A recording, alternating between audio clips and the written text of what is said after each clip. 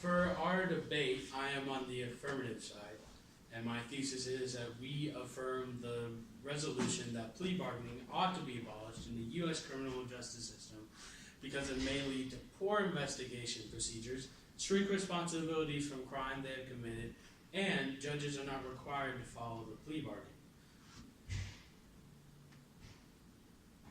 You have nothing else? What else do I say? You're supposed to explain your Oh, do I say yeah. my? Oh, okay. So It's fine, I can edit yeah, this we out. can edit this out. So it may lead to poor investigation procedures, and that proves that like 90% of cases in many jurisdictions go to plea bargaining instead of trial, which leads to having obscure investigations because there's really no point because they're just gonna have a plea bargain and there's like no one wants to investigate something that there's no use of investigating. The second point is, well, judges are not required to follow the case, so that this could also lead to like, well, judges can't follow whether you're having a plea bargain or not, so nobody really knows, and they kind of have a whole bunch of cases just like stuck on their desk, but they don't know like whether half of them are plea bargain or not. And my third point, judges it shirks responsibility from crimes that they have committed. So when you plea bargain and you lower your sentence, it's like you're not taking the full amount of like punishment that you should for your crime, and I think that should not be a thing, and that if you murder somebody, then you should take the full responsibility and the full punishment of that crime that you did. Done. Yes. I negate the thesis that plea bargaining should be abolished because, one, it brings closures to families, it doesn't cost as much as regular trials, and it is an effective negotiating tool.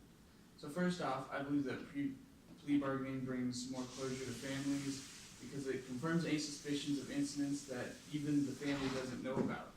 It also makes it so the judge doesn't need to reschedule the trial for another date, so the family doesn't need to hold on to this case or memory for any longer. I also believe that it doesn't cost as much as a regular trial because of just statistics. On average, people save about $4,200 for each case that is plea bargained. And while that may just seem like the government trying to get money, it is not, because they are trying to close these cases faster so more cases of actual criminals don't slip away. And then my last point is that it is an effective negotiating tool because when it's used as a negotiating tool, the criminal is less likely to try and slip away or try to manipulate the case into his own hands to where it won't be as easy to catch him through the crime, and also they're more willing to confess because it's less off their sentence. Now 2 minutes. Some of this I might just, glaze over it with the no sound.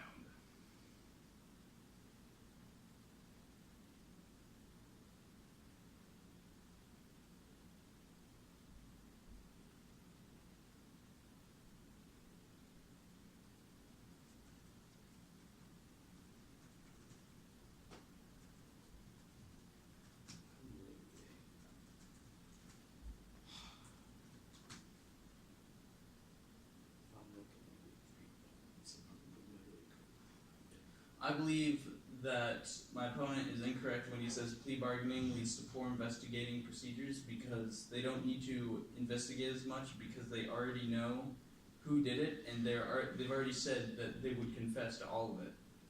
I also believe that he is wrong when he says it shrinks responsibility from crimes. As I said, is an extremely useful argument tool, and if we don't have this, then we won't solve half the cases that we do because we just won't have that valuable tool. And finally, judges don't need to follow the plea bargaining. I guess not, but the state hires the attorneys that figure out what the sentences will be. So that doesn't necessarily mean that the judge needs to follow along. If it's a good attorney, the person who's going to plea bargain has already seen the deal and knows everything that it's going to include. So it's their decision what sentence they want or what they want to try to fight for. It's not like it's not an option. I disagree with Lucas about how plea bargaining can be an important negotiating tool, because it could cause innocence into confessing, which isn't exactly like really. It's forcing someone to confess just to make their sentence lower, which for a lot of people that's kind of just disrespectful, because you're pretty much forcing them to just rat out everyone else or everything that they did in the crime. I disagree that it brings closure to the families, because when you're looking for someone to be guilty, you want them to take the full punishment of their crime. You don't want them to just like go off with something less than what they did, which as someone that could be in that position, I would personally want like someone to have the full sentence of what they deserved of that crime, whether that's a murder of a family member or something else that has to involve two families together. And I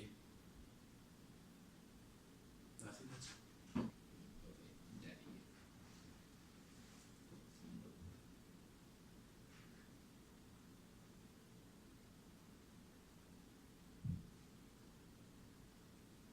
I'm doing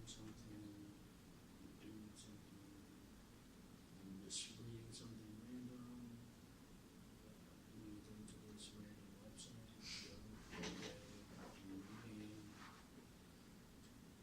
I'm reading. Okay.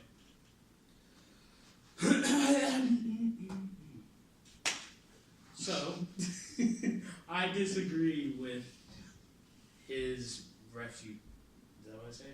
I disagree with his refutation, because since we have poor investigation procedures because of plea bargaining, and I also think that you still need to have investigations even though there is a plea bargain, because like they might not be telling the whole truth, because people can lie and people will lie, especially when they're caught up in a crime and they have other friends or people that or other people that they don't want to rat out. I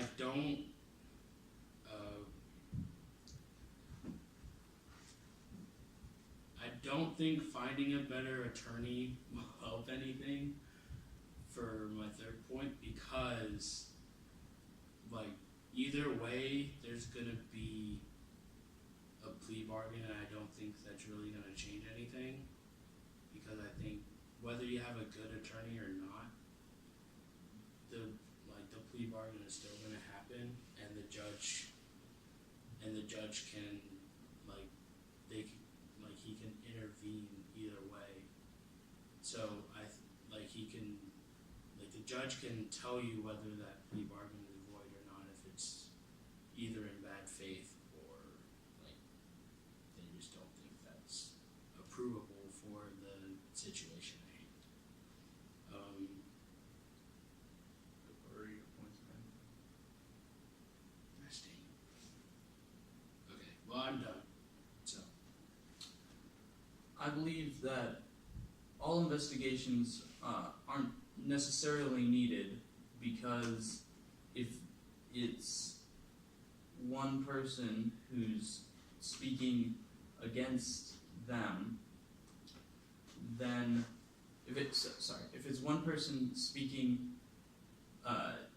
for the crime and there's other accomplices, don't you think the sentence would scare him just a little bit into wanting an easier way out? Because the defendant can still change the plea bargain mid-trial or negotiate to be able to get more information out of the criminal. And yes, people do lie, but that's just a human function. And while we can still compensate it with taking the plea bargain away and threatening with a longer sentence, no, we cannot always be 100% sure. Now, I talked about why plea bargaining is still needed because it brings closure to the families, it doesn't cost as much as a regular trial, and is an effective negotiating tool.